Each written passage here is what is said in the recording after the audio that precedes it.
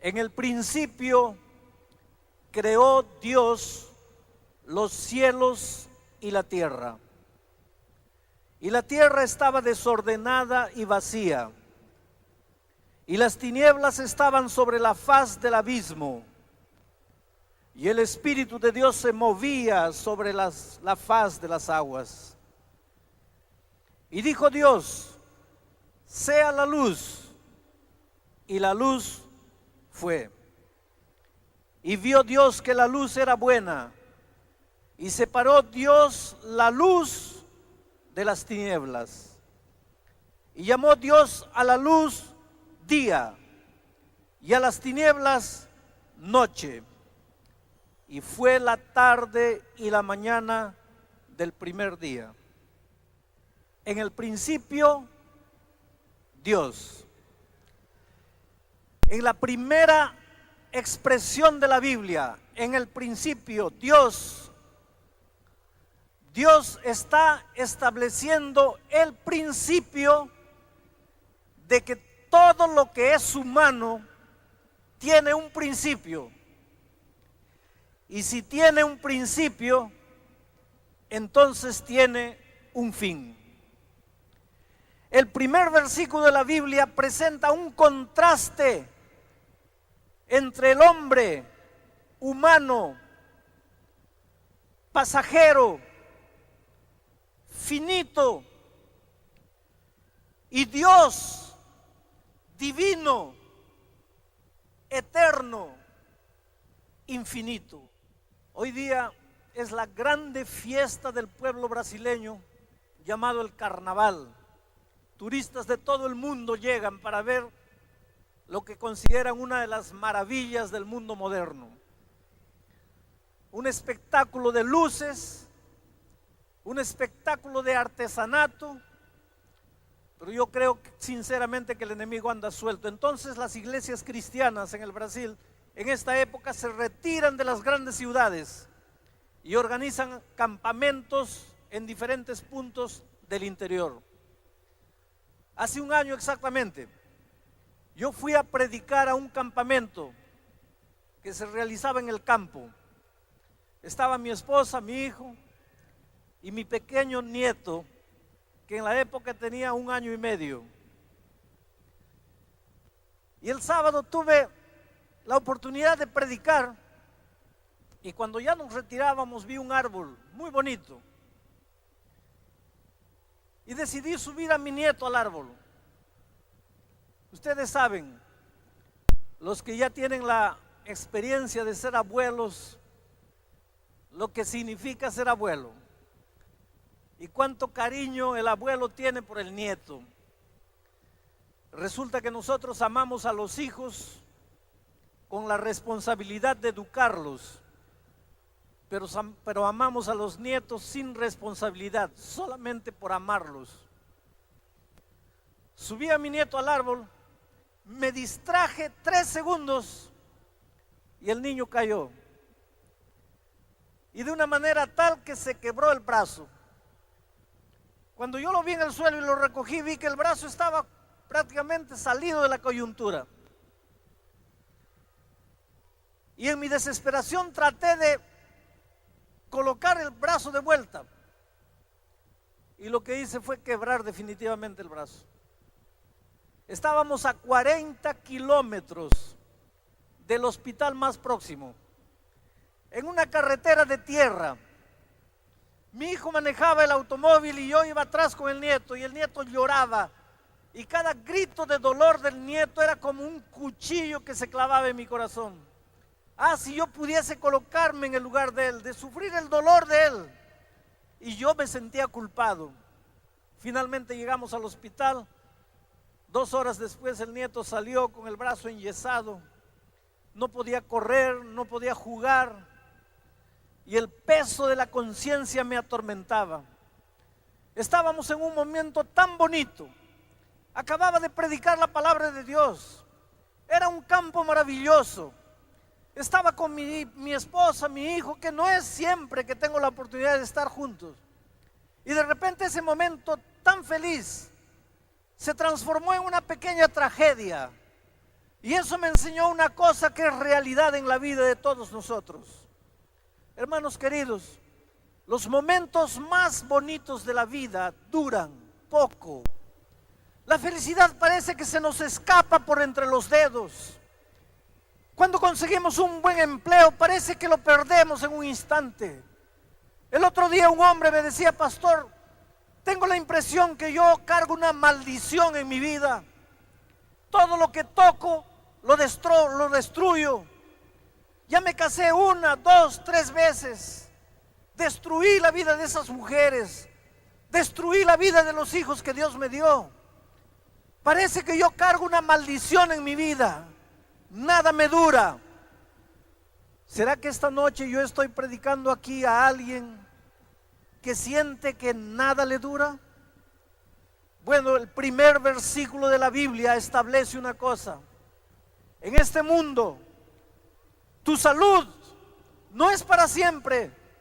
Tu juventud no es para siempre. El dinero que tienes no te va a durar para siempre. La casa que tienes se te puede destruir en un instante. Todas las posesiones que has conseguido en la vida se te pueden desaparecer. No confíes en nada de este mundo, porque lo que tú piensas que te va a durar mucho puede desaparecer en un instante. Porque Génesis 1:1 presenta la pequeñez del ser humano, la enorme, sin límites, grandiosidad del Dios eterno, infinito. Ahora, si no quieres ser un pobre esclavo, una pobre víctima de lo que es finito, humano, destructible, entonces el único camino que te resta es buscar al Dios infinito, eterno, que no tiene principio, que no tiene fin. Porque si tú no buscas a ese Dios, todo lo que alcances en esta tierra, todo en aquello que deposites tu confianza en esta tierra, en un segundo puede desaparecer. Y ay de ti, si tus esperanzas, si tus deseos, si tus sueños se limitaron a las cosas de esta vida. Has hecho muy bien en abrir tus oídos a la palabra de Dios. Has hecho muy bien abrir tu corazón para que el Espíritu de Dios trabaje abriéndote los ojos para que puedas contemplar las cosas eternas que no tienen fin. Hay otro pensamiento que nos da Génesis 1:1. Dios estaba en el principio y Dios es el único que le da vida a la nada. Dios es el único que le da sentido a las cosas. Dios es el único que le da significado a la existencia. A veces en este mundo tenemos que golpearnos, tenemos que caer al suelo, tenemos que comer tierra, tenemos que experimentar la derrota para entender que necesitamos del Señor Jesucristo. La semana pasada recibí una carta en mi oficina, una carta dramática de un telespectador. Yo tengo un programa de televisión en Brasil y el telespectador decía lo siguiente: yo nunca pensé que iba a escribir a un hombre que hablaba en la televisión acerca de Jesús, de Dios, de la Biblia, porque yo nunca creí en esas tonterías, y él colocaba entre comillas. Yo soy un hombre de ciencia, yo creo en las cosas que puedo tocar, yo creo en las cosas que puedo ver, yo no creo en las cosas donde me dicen tienes que creer por la fe, porque yo soy un hombre de ciencia, acostumbrado a probar y a comprobar todas las cosas en el laboratorio. Por lo tanto, yo nunca pensé que podría un día dirigirme a un pastor, pero me dice: estoy viviendo el momento más oscuro de mi vida. Tengo un hijo de 7 años entre la vida y la muerte, consumido por la leucemia. No sé qué hacer. He gastado todo el dinero que tenía. He consultado los mejores médicos. Y hoy día estoy dispuesto a buscar ayuda en cualquier cosa. Dígame, ¿usted puede ayudarme en este momento difícil? ¿Puede usted hacer algo para que mi hijo de 7 años que no empezó a vivir pueda ser curado? Sí, mis amigos queridos, a veces en la vida tenemos que besar el suelo. Alguien un día me dijo, mira, hay personas que mientras están andando y están bien de salud, nunca van a mirar al cielo. Siempre van a estar mirando las cosas de esta vida. Pero en algún momento la propia vida y las propias circunstancias hacen que ese hombre se enferme. Y cuando se acuesta en la cama, aunque no quiera, tiene que mirar para arriba. Hay gente que si no pasase por el valle de la sombra y de la muerte, nunca se acordaría que Dios existe. ¿Será que en este momento yo estoy predicando para alguien que está aquí porque literalmente estás necesitando de un milagro en tu vida? Tu hogar se ha deshecho, tu hijo está hundido en el mundo de las drogas, estás endeudado y desde el punto de vista humano no hay cómo pagar tus deudas. Tu salud está quebrada, tienes un ser querido en el hospital condenado literalmente a muerte, ya no hay esperanza, no tienes para dónde ir, no sabes lo que hacer con tu vida. Has venido esta noche esperando un milagro divino. Qué maravilloso es Dios, que podría mirarte y decirte, porque todo te falló, te acordaste de mí. Pero Dios nunca hace eso. Sus brazos siempre están abiertos. Puedes venir cuando tienes vida y dinero y familia y amigos. Pero también puedes venir con los bolsillos vacíos, habiendo desperdiciado tu vida, tu juventud, tu salud, tu dinero, habiendo destruido tu familia. Puedes venir. No hay nada que el Dios infinito no pueda hacer en tu vida finita. No hay nada que el Dios eterno no pueda hacer en tu vida pasajera. No hay nada que la divinidad no pueda hacer en tu pobre humanidad. Pero cuando vienes a Jesús, descubres que fuiste un tonto al haber depositado tu confianza en el dinero, en la riqueza, en la casa, en el carro, en el trabajo, en la familia, en los amigos, en el poder, en la fama. Si tú confías en el dinero, si tú tienes mucho dinero, ¿sabes cuánto vale tu dinero sin Cristo? 0. El dinero sin Cristo simplemente te vale 0. Tal vez no tengas dinero, pero tienes juventud. Y es bueno ser joven. Cuando uno es joven, piensa que no hay nada que lo pueda derrotar en la vida uno.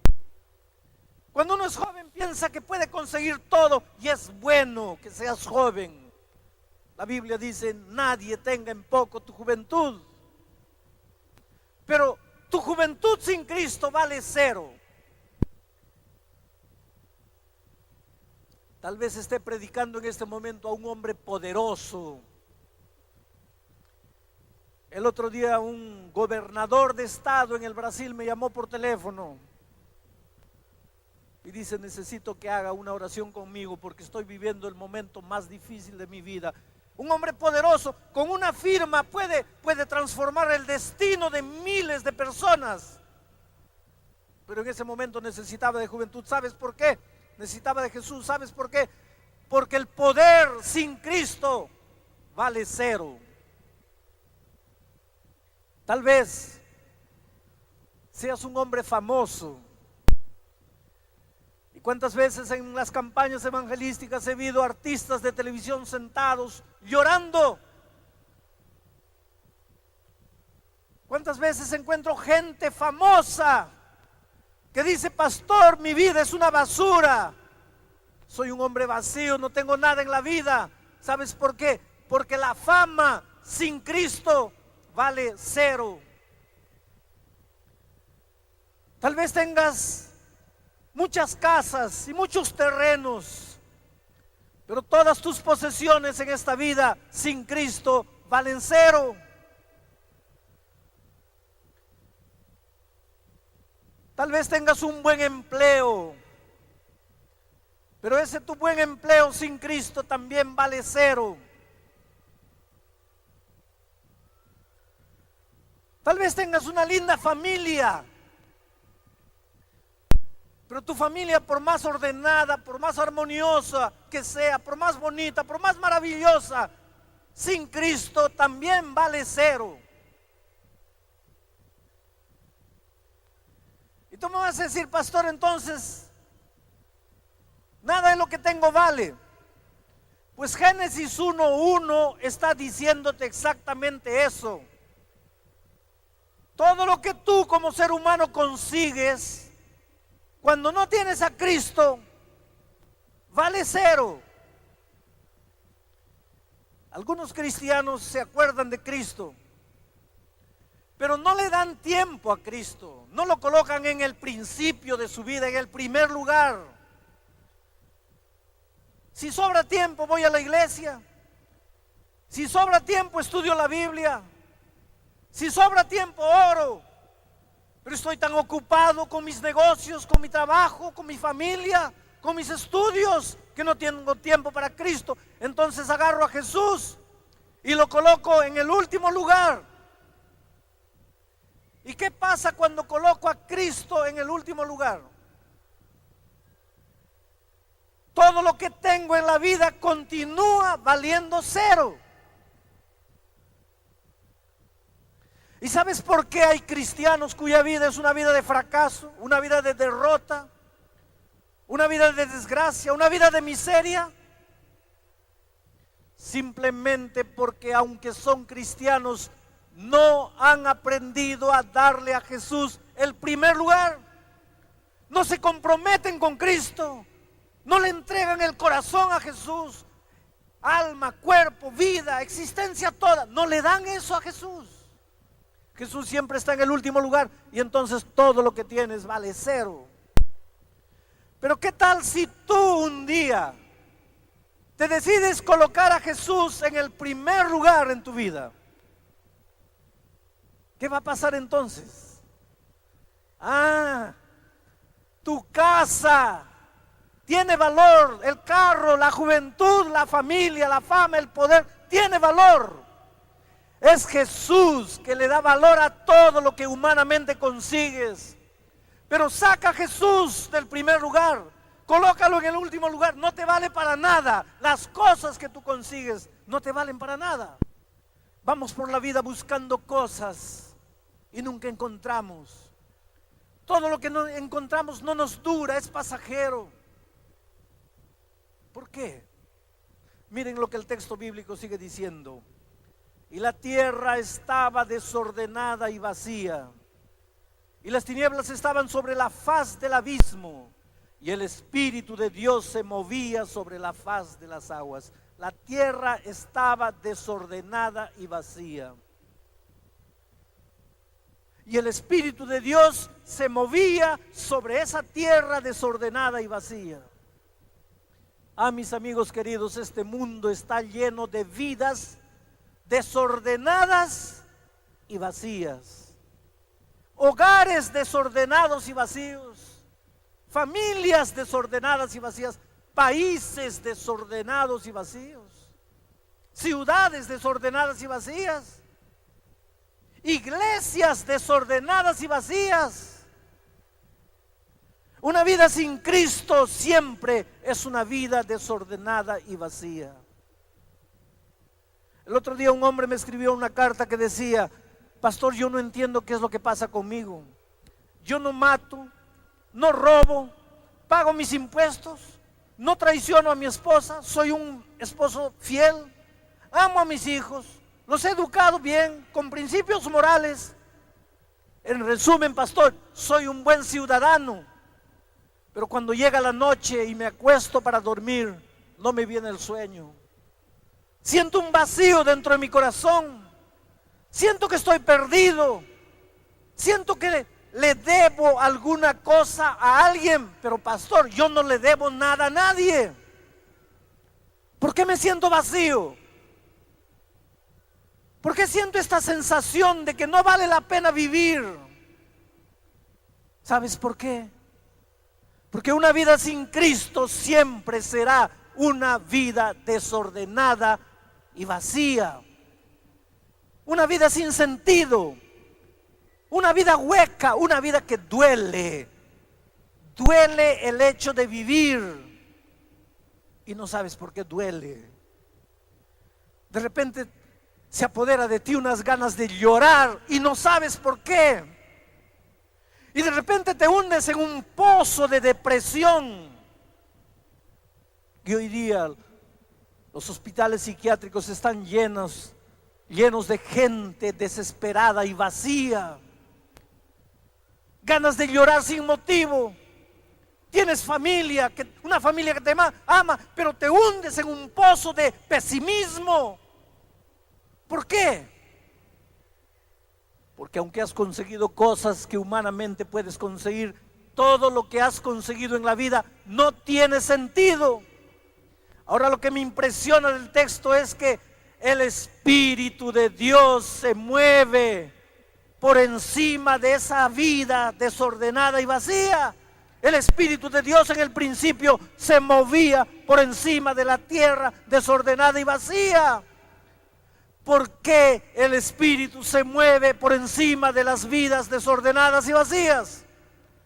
Para darle forma a esa vida, para darle sentido a esa vida, para llenarla, para satisfacerla, para que la vida valga la pena vivir.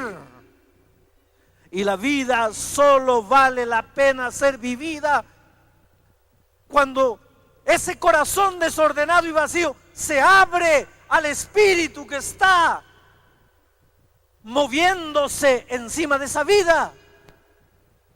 Esta noche, mi amigo, el Espíritu de Dios se está moviendo en este auditorio. Y a mí me admira cómo desde el principio de la creación las tres personas de la divinidad estaban juntas. El Padre, Dios, estaba en el principio. Su espíritu se movía. Y su palabra, San Juan 1:1 dice, en el principio era el verbo, la palabra. Y el verbo era con Dios. Y el verbo era Dios. La palabra de Dios, el verbo de Dios estaba en la creación.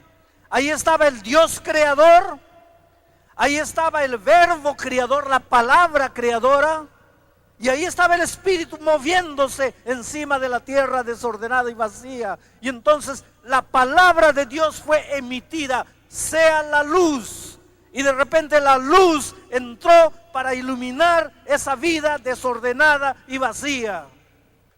Esta noche el Espíritu de Dios se está moviendo en tu vida. Desde el día que naciste, el Espíritu de Dios te ha seguido, te ha perseguido, no te ha dejado tranquilo. Tal vez yo esté predicando en esta noche al esposo de una señora que ya aceptó a Jesucristo hace muchos años, pero tú nunca quisiste rendirte a los pies de Cristo.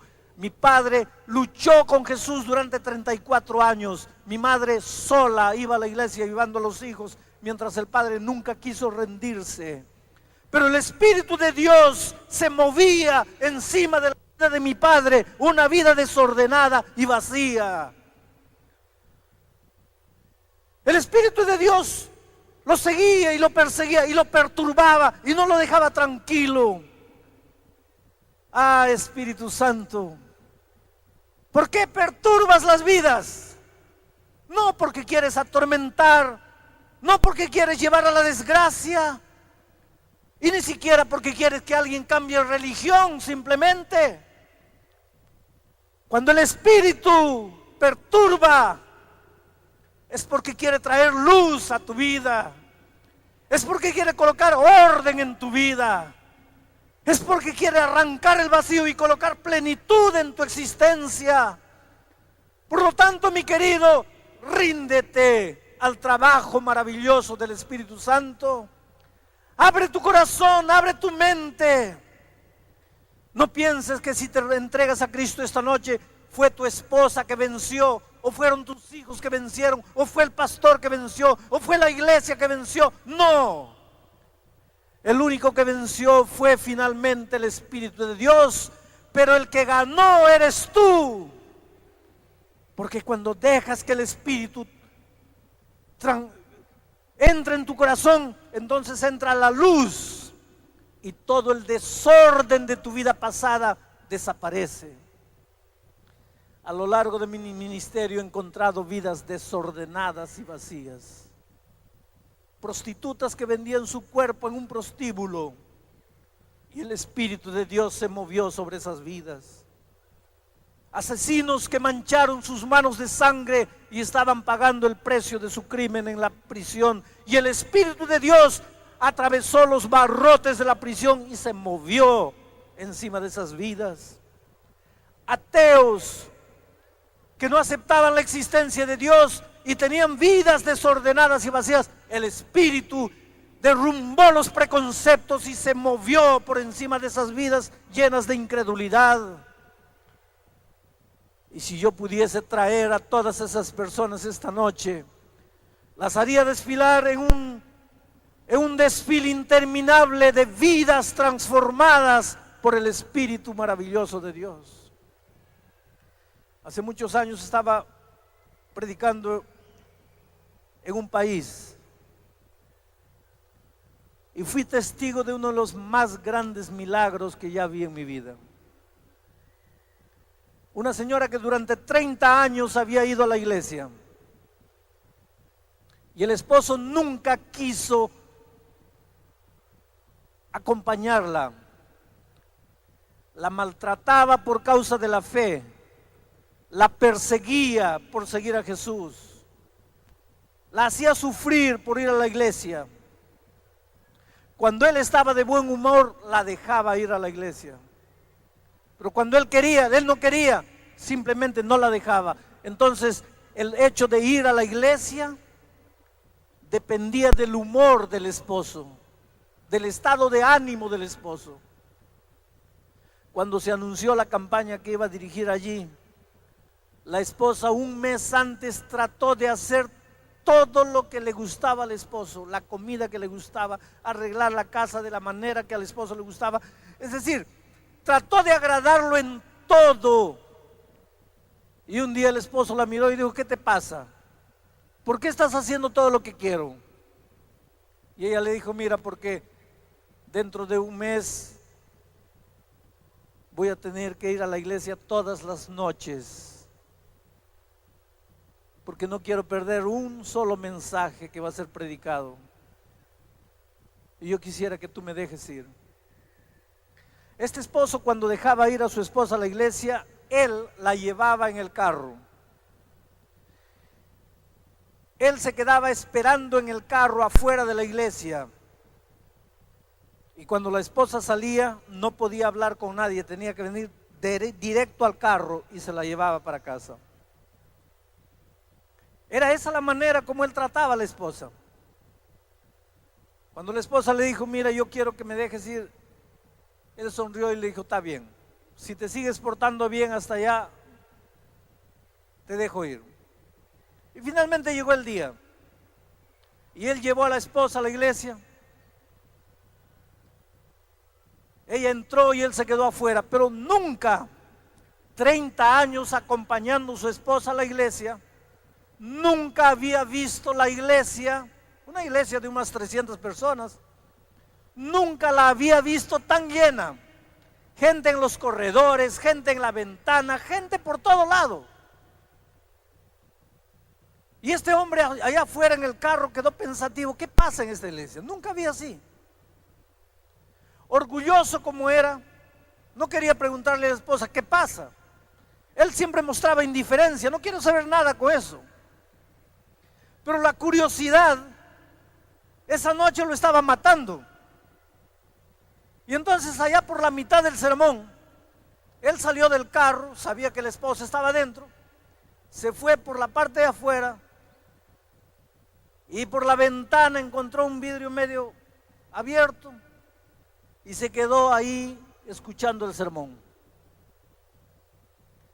Y yo siempre digo, hermano querido y amigo mío, si tú no querías ser agarrado, tomado por el Espíritu de Dios, no deberías haber entrado esta noche aquí. Porque el Espíritu no te va a dejar más en paz. Te va a seguir, te va a perseguir y un día vas a tener que caer arrodillado aceptando al Señor Jesucristo. Y el mensaje de aquella noche, el Espíritu de Dios sacudió a este hombre al punto que derramó lágrimas. Y cuando llegó el momento del llamado, él vio que las personas iban adelante y él tenía unas ganas de ir, pero ¿cómo podía? Terminó el sermón, corrió al carro, se sentó, echó el asiento para atrás y cuando la esposa entró se hizo como que estaba durmiendo. Pero la esposa notó que él había llorado, le vio los ojos rojos, lo notó diferente. Y en el viaje para casa le preguntó, ¿qué te pasa? Nada. Pero estás triste. No, no es nada. ¿Pero qué hice yo? ¿Hice alguna cosa? No hiciste nada. ¿Pero por qué no hablas?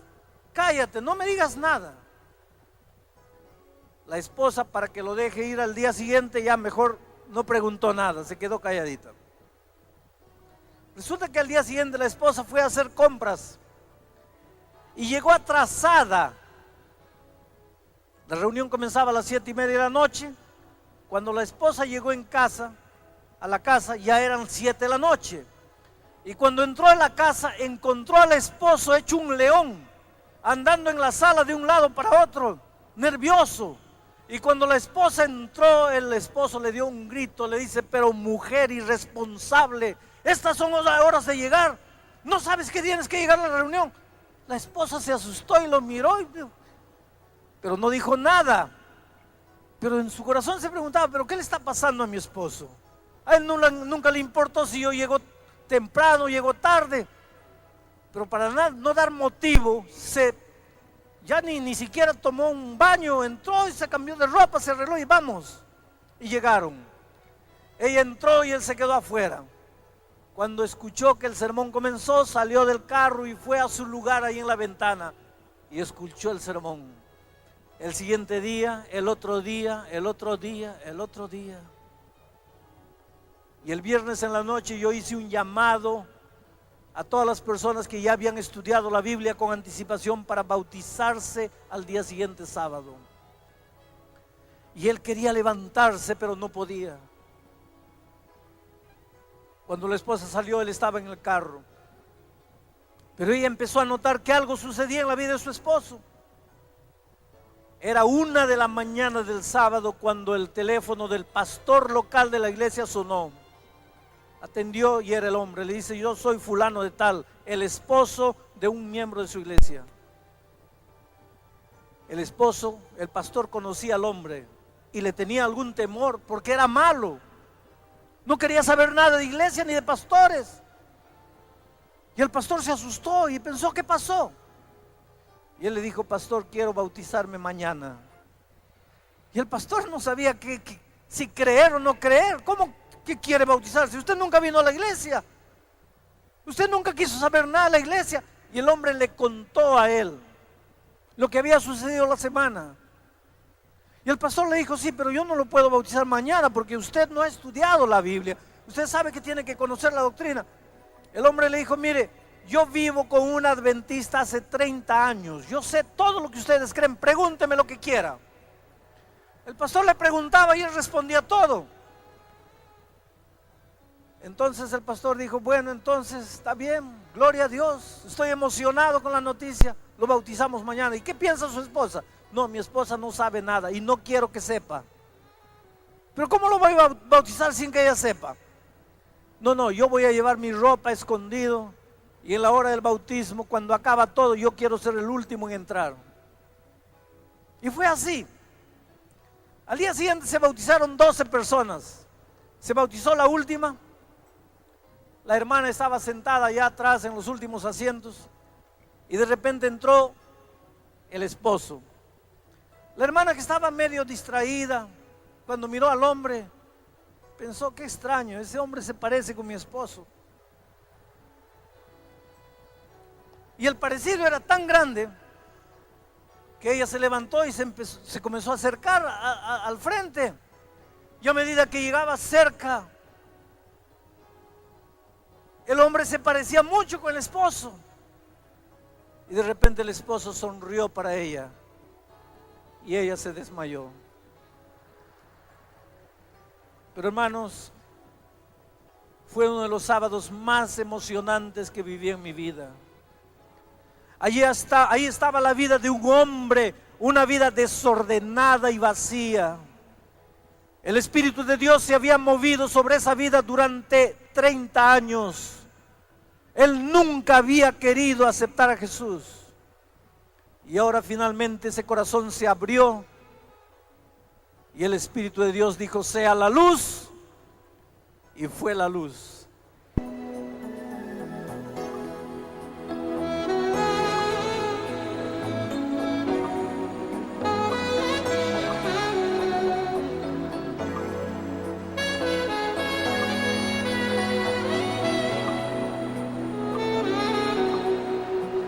En las sombras del camino, bajo densa oscuridad, en pecado yo vivía, no tenía salvación.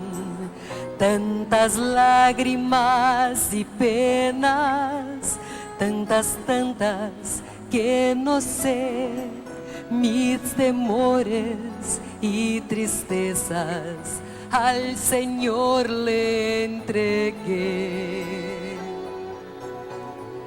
Como un río cristalino, el Santo Espíritu tomó mi quebrada y triste vida, inundó con su amor.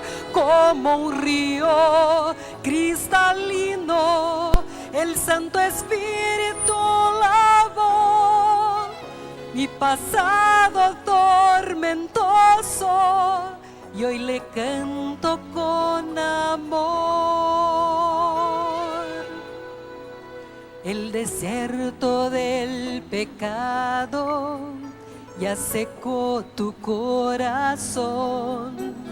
Deja entonces que este río lleve vida y salvación. No rechaces tal presente, no resistas en ceder.